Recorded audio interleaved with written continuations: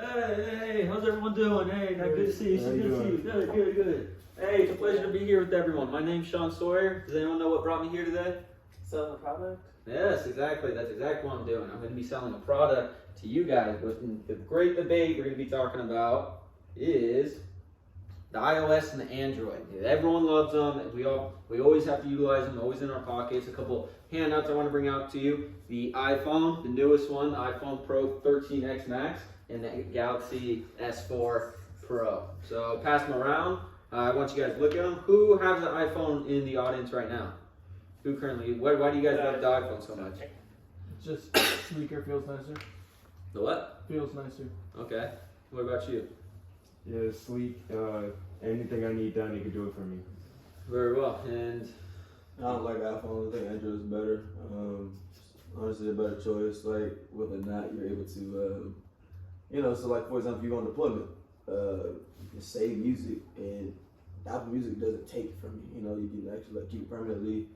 It's actually way more confusing, but it makes it hard for people to like jack into your phone. iOS has been proven to not be very secure. What Android does, nobody wants to steal an Android, so it's a better choice. I'm actually here to prove you wrong about that theory because there's a myth about that, which I'll show you in the next slide, in the next couple slides about that. But without going into, I'm going to talk about the Android first, the disadvantages and advantages that go into both of that and the iPhone. So the advantage of the Android, Android is an open source platform allowing UI customization. Pretty much all this is saying is the installation, anything other than to the touchscreen. So when you use Bluetooth to go to on your car or whatever it may be, you still have that touchscreen availability for that. And then you go into the sports cloud supports cloud storage, enabling syncing device with a G account. Pretty much the Android, you pretty much need a Google account to update anything that you need for that. They have this as such an advantage because Google's not going anywhere. You know what I mean? It's not like Apple where you need the iCloud for everything and that's how you upload everything. And then we go into the continual improvement and removal of old features. Pretty much all this is saying is the advantage of the Android is it's just removing all the old features that no one really liked or disliked or anything like that, and moving into new features, pretty much what every phone does. So I don't know how this is such an advantage of the Android that everyone's doing. They're pretty much just keeping up with the times, with the new generation and everything that the younger kids want. And then it supports running multiple apps simultaneously. So pretty much you can just have 3 or 4 or 5 apps open with Android and continuously use them throughout the entire day. And then we go into the disadvantage of the Android, the defensive viruses. So the Android's actually more prone to viruses than the iOS system itself. That's just the firewall that's pre-uploaded into the Android when you go and buy it from that certain store. And then it's not helpful to the elderly or kids. Pretty much just because it's a more complex system to utilize in the first place. Not saying it's hard in general, but for young kids and as you get elderly, like you start forgetting items. You start forgetting items and passcodes and such as things like that. It's just not as friendly for the elderly. And then we get the Google account needed. Again, just as such as this was an advantage, it's a disadvantage because what if something does go wrong with Google? Now all the storage that you had uploaded into that Google account, it's now gone. You've got no way to get your pictures, phone messages, or anything like that.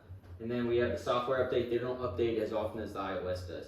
The Androids actually only update probably quarterly. So when that update does come, it's a huge, it takes up a lot of time because they're trying to update within 3 months instead of just monthly like the iOS does.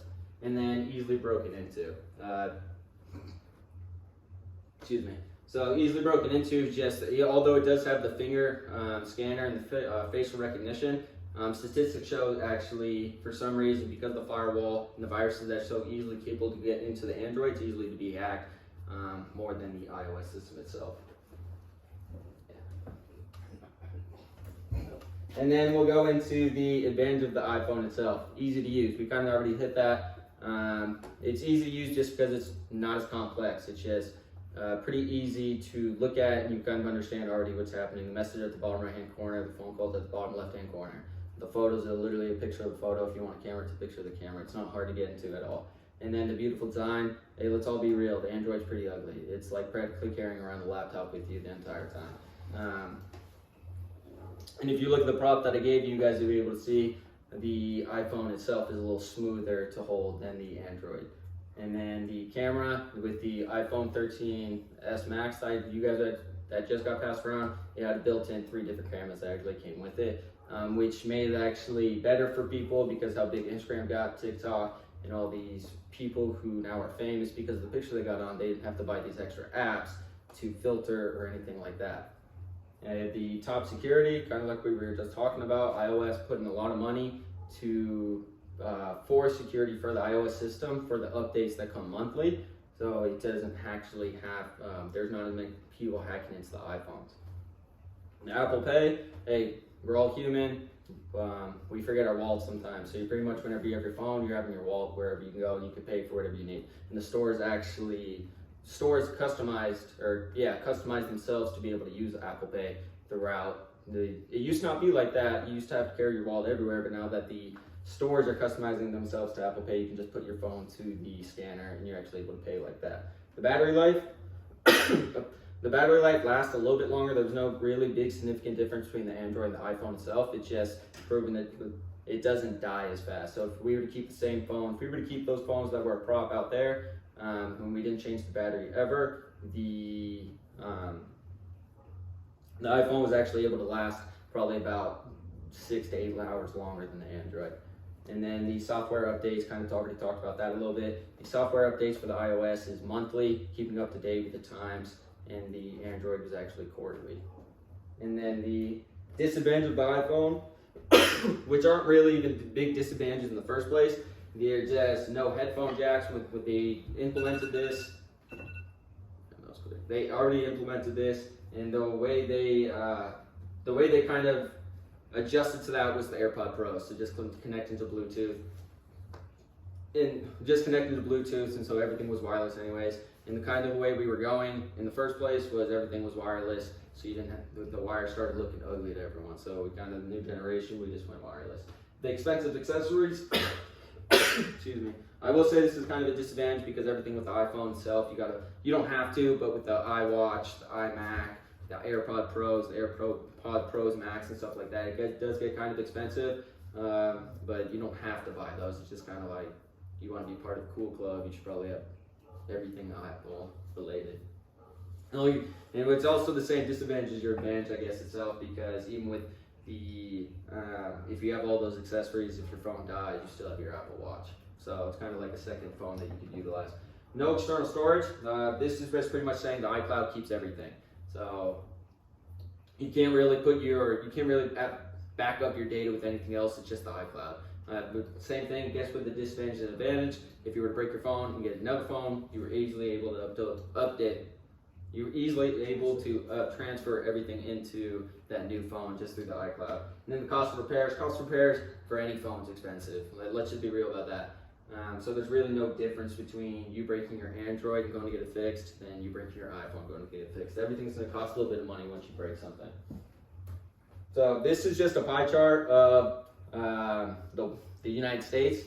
The 28% of the United States own iOS, and 72% of the United States own Android. So as you can see, there's a huge influx of people that prefer to buy Androids over that. And you're probably wondering why. Is because of pricing. This is a myth in itself, mainly because if you were to, that iPhone I already passed out was only $1,000, $1,099 and some change to actually buy in the stores itself, but that Android was $1,199.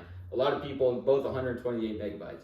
A lot of people think it's more expensive because the iPhone actually offers you a terabyte of data or storage, I guess, in a sense, which would be $1,500. So it's not that it's more cheaper, it's just if you want more memory storage, you'd actually be able to just get a terabyte worth of storage for $400 more. The app selection, this doesn't make any sense to me because the Android has their own app store and then Apple has their own app store, and it's all the same apps. The wireless charging, Apple literally just came out with their own.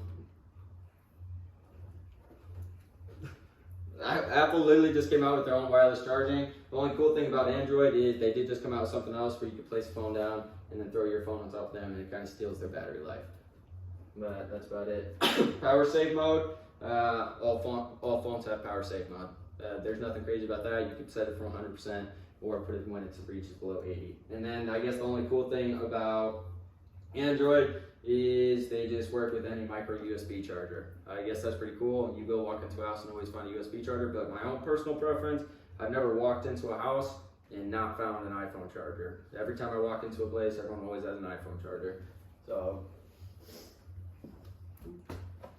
and then just the myth about the iPhone. iPhones are more expensive than Androids. Literally just talked about that a little bit. It's just the different storage that you can get when you go into those stores. So you get that 128 megabyte to 1 terabyte. Apple's using your iPhone track you, huge myth, completely not true and completely illegal. So even if that was true, they'd be sued and they probably wouldn't be a company anymore. Apple's going out of business, $1 million corporation, $1 billion corporation. If they were going out of business, we'd know. And updates are mandatory, updates are not mandatory. You can literally go into settings and switch your updates off if need be. And then a couple quotes this is by Stephen Elope. He's the vice president of Microsoft. Apple created Android, or at least created the conditions necessary for Android to come into being. So pretty much, without Apple, Android wouldn't be a thing. Apple was already in the process of creating touchscreen, fingerprint, facial recognition, and then Android kind of piggybacked off that and became its own competitor. So that's pretty much all Stephen Elope was saying. And then we have Steve Jobs himself. We think Android is very, very fragmented and becoming more fragmented by the day. As you know, Apple strives for the integrated model so the user isn't forced to be the system integrator. Anyone in their own words can tell me what they think what that means? They're trying to make Apple easier to use because the Android you have to do everything yourself. Apple is already there with the things installed on it that you need.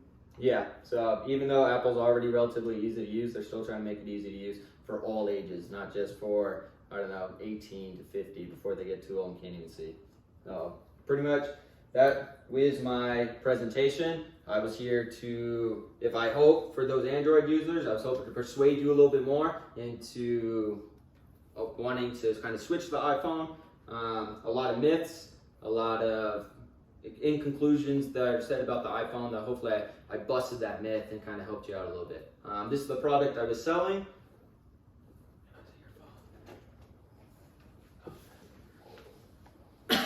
Yep, this was the product I was selling, the iPhone 13s Max. You'd please come up to me after this and we could get that paperwork started. Are there any questions? All right, cool. Again, I'm Sean Sawyer. It was awesome to be here. Right. Alright. Damn, 13 minutes.